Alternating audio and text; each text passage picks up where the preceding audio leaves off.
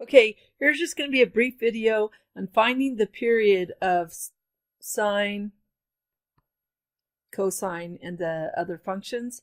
So the period of sine, cosine, cosecant, secant is 2 pi.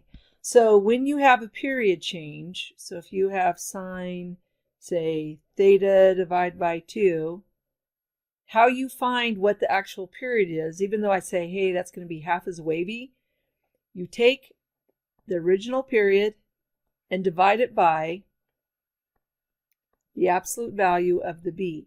And the b value is the number attached. So think about it. Sine of theta divided by 2 is the same thing as saying 1/2 times theta. The 1/2 is the b value, right? So 2 pi divided by the absolute value of 1/2. Well, the absolute value of 1/2 is 1/2, so those can go away. And then we don't want this a number over a fraction, so we're going to multiply top and bottom by 2, or 2 over 1. And now it takes twice as long to complete one full cycle, right? So half is wavy. So here is kind of the setup for all of it.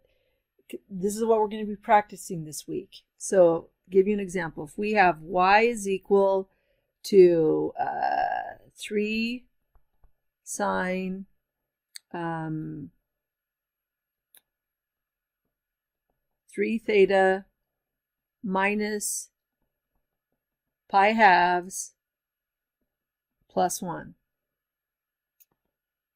This would be the amplitude, again, only for sine and cosine. This impacts the period change, and that is where you're going to, for sine, cosine, cosecant, and secant, you're going to do 2 pi divided by the absolute value of b, which is 3 right there, so that's the b value. So it's going to take, instead of going from 0 to 2 pi, it's now, you're going to be able to complete, so if this is 0 and 2 pi, and here is pi, and normally to complete a cycle it's like this, well here at 2 pi thirds, you're going to be able to complete a full cycle. So it's going to be 3 times as wavy. You'll be able to complete 3 complete sine periods between 0 and 2 pi. And then remember, this is the phase shift. And the phase shift is this.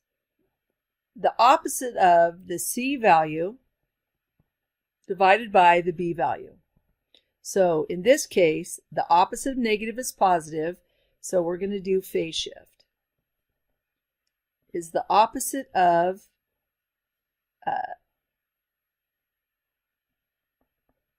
the c value divided by the b value. And then again, we would not want, so I'd put the invisible 1 there. I'd multiply top and bottom by 1/3.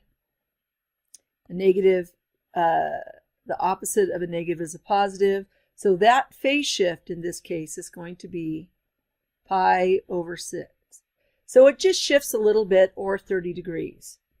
And I think, oh, one thing you do need to be aware of, for tangent and cotangent, to find the period, you divide, instead of 2 pi, divide by the absolute value of b, it's pi divided by the absolute value of b. All right, that's it for understanding the individual pieces of how to, as we start to graph these more complex trig functions.